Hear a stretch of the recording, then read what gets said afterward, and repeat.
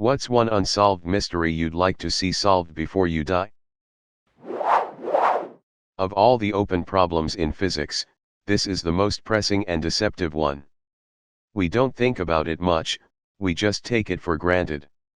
Astronomers are looking at galaxies millions of light years away, and we just know it's made of usual matter. Personally, I think Alan Guthkamp might have it right in the most realistic sense.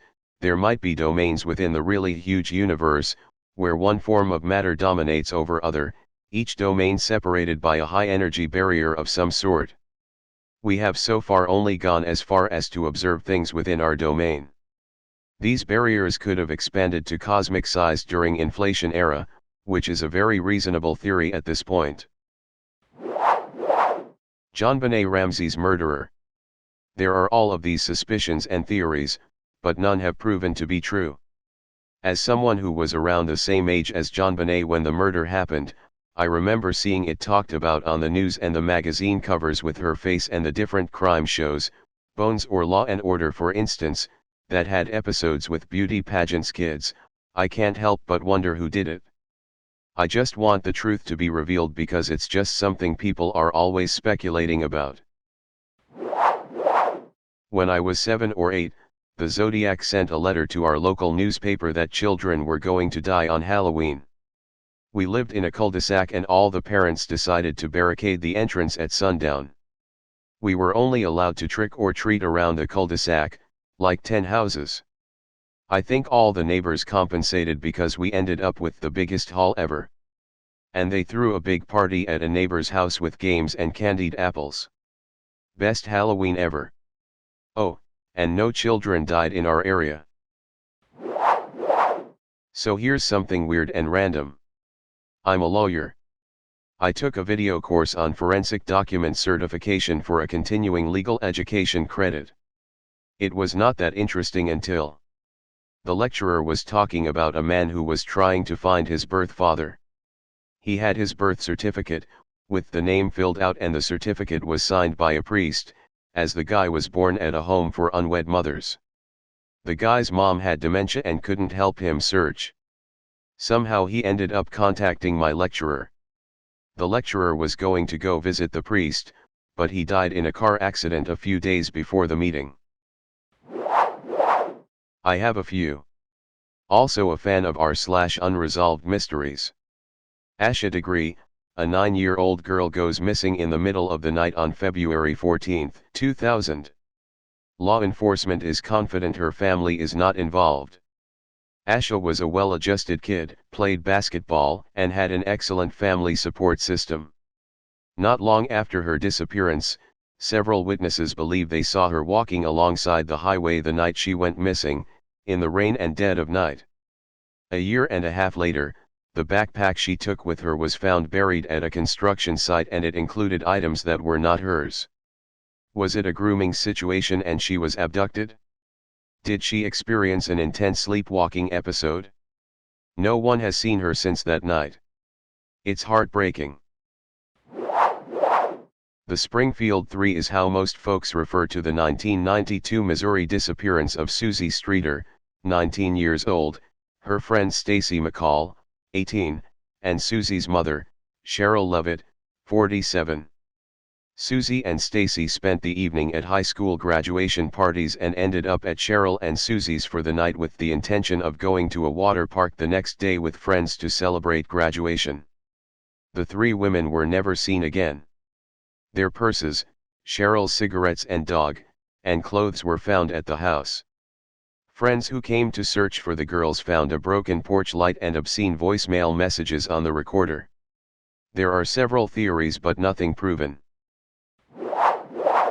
Finally, Abby Williams and Libby German were murdered in Delphi, Indiana on February 13, 2017. They spent a day off of school hanging out, were dropped at a popular local hiking trail for a fun couple of hours outside by Libby's older sister, and didn't arrive back at the trailhead for their pickup ride. The next day, the girls' remains were found not far from the trail. There are a lot of things about this case that really stick out. It's well known as Libby was able to get their killer briefly on camera before their tragic murder. They have photo and audio evidence of this man but have not been able to capture him. They encountered him on the Monon High Bridge, a former train bridge, and a very odd sight for an abduction and murder. And finally, Libby's sister Kelsey sticks out to me as an example of an incredible sister. She works so hard to get information out about the case. She's studying to enter LE/justice system, and she puts in so much effort to keep her sister and Abby's memories alive. Saw a YouTube video about the Springfield 3 a couple weeks back. Susie and Stacy were expected to be out at graduation parties but had come home to Susie's mom's place to get some sleep. I think there was something about there was possibly some sketchy guy there, and it sounds like maybe he had thought Cheryl was going to be home alone, this being grad night and knowing everyone would be partying, but then those two show up unexpectedly and unfortunately that's now 3 victims. Edit. Another detail I just remembered that seems to support this is the location of where Susie's car was parked only really would make sense if there had been a third vehicle there when she arrived that night, parked in her usual spot. I agree with you 100%, it drives me crazy. I know they keep saying it was someone from Delphi or familiar with the area, but as time goes on I really feel like it wasn't. Surely if that was the case someone would have seen something and spoken up due to it being a small town. I've heard that the hardest murders to solve are the ones that are random. Random person goes to a random area and kills a random person, for no reason at all. Without history, motive, etc. it's near impossible to solve if there aren't any witnesses, and that's what this seems like to me. John Walsh believes Otis Toole killed Adam and the case is considered closed. Unfortunately Otis Toole confessed to a lot of murders he really didn't commit, and though I haven't read up on it in a long time, I believe he didn't even have accurate details about the crime. It's interesting really.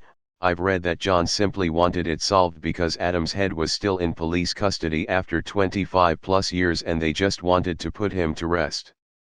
Absolutely tragic. Congratulations. You have triggered an info dump.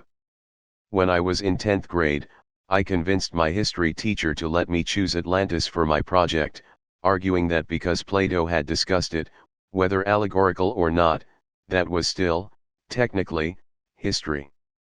I got an A+ on the actual paper. Now, onto the good stuff. Plato has these dialogues, Timaeus and Critias, around c. 360 BC, and used them to posit various allegorical conjectures on the philosophical workings of the human psyche. He used multiple characters and familiar philosopher inserts to talk about the hubris of man using the Socratic method. Critias heard about Atlantis from his grandfather, who heard about it from his grandfather, who heard it from his grandfather, so on and so forth from Solon to the family of Dropides all the way down to Critias and then retold through Plato. Or so we're led to believe, suspension of disbelief and all. One side argues that Athens is the ideal state. In contrast, the other side argues that this other seafaring nation from antiquated history and anecdotal stories is the antithesis of all of that. Of course, these ancient civilizations had to go and fight about it. Eventually, through this conflict between them, the gods strike them down, and Atlantis is swallowed up by the ocean. Unfortunately, there is very little actual information about Atlantis because the only known mentions are in these 2 monologues or references to people mentioned in them. They go into great detail to describe what it looks like, of course. They define its grandeur and its sophistication. They give us a pretty good idea of where they think it is, and scholars and archaeologists have looked and looked and looked. There are many theories, too: Sicily, Crete, Cyprus, Minos, even North America, etc. OMG, so many theories. Many people believe they are just allegories. Some people believe there is some fact behind these stories. And many parables are also based, at least a little, on stories we've heard about actual events. For example, Plato could very well have based these stories on information heard from Solon, a Greek legislator who had previously heard about Atlantis while traveling in Egypt, and Crantor, another philosopher and student of Xenocrates, who was one of Plato's own students, claimed it was entirely fact as well. However, Crantor's own works on the subject are lost, and all we have is what other people have then referenced about Crantor's opinions and observations on the matter second-hand by yet another philosopher centuries later. The Roanoke Island Mystery. I'm pretty sure it's still unsolved. For further info, England was at war with Spain. White could not find any ships to take to Roanoke because of the fighting. After 3 years, White found a group of privateers who said they would take him to Roanoke. He landed on Roanoke Island on August 15, 1590. The colony was empty. All 90 men, 17 women, and 11 children were gone. There were no signs of fighting. The people had just disappeared. 2130-33. The only thing White found was the word Croatoan carved on a tree. The word crow was carved on another tree. All of the houses and buildings had been taken apart. This means that the colonists did not leave in a hurry. Roanoke Island Wiki. If you had asked me several years ago, mine would have been Jacob Wetterling. I grew up maybe an hour and a half away. That case dominated my entire life. No more kids allowed out after dark, no going to friends' houses, parent chaperone outside at all times, no bike riding outside of the driveway, and absolutely never leaving the street we lived on without a parent. Every single kid in the neighborhood had at least 2 adults with on Halloween. Each kid had a flashlight. We lived near a gas station, and every car my mom didn't recognize was suddenly the guy who stole Jacob. Since I'm in the unique state of having my one case having been solved, I can tell you how it feels. There was no relief really, it was just shock and then anger. Now I just feel cold and robbed. The case had been so easily solvable, it was all police blunder, and I have a hunch machismo, which destroyed people's lives with false accusations. It allowed the perpetrator to continue to attack and have more potential victims and get away with prior ones.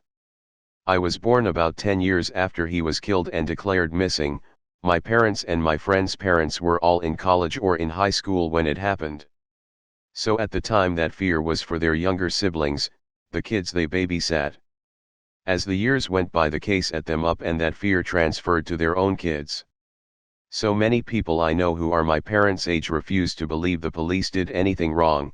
They've convinced themselves that it was just a tough case, a special kind of monster, so they can justify the scare tactics they used on their kids out of fear of this kidnapping bogeyman. Sorry, that's a bit off the question. I don't remember what the case was called / nicknamed, but it is a missing 411 case.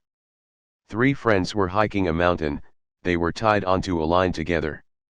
The 2 at the front noticed that the line got significantly lighter out of nowhere, so they pulled the line expecting to be met with weight of their friend. What they pulled up was a now severed end of rope and no friend in sight. They went back assuming they'd find their friend taking a break or something like that, but he was gone, nowhere to be found. What makes this case really weird is that the particular stretch they were on wasn't particularly steep. It was only slightly inclined and there were no steep falls nearby, yet he was gone as if he was picked up and removed from the mountain. The most they ever found of him was his backpack several miles off the path in a cave, which is weird all on its own because there was no plausible way he could have gotten there from where they were on the trail. I think about it at least once a week. What in the hell could have happened to him? Forgive my rambling and lack of proper information, as it's 2 a.m. as of writing this and I'm on mobile, but I want to know what happened to Dylan Elmer *. I'm awful with spelling, a local missing 3-year-old boy. It's been over a year with no other leads besides his boots being found in the river near where he mysteriously vanished in his grandma's backyard. There's still a lot of drama going on in this case, with people accusing the family either kidnapping him or killing him or something.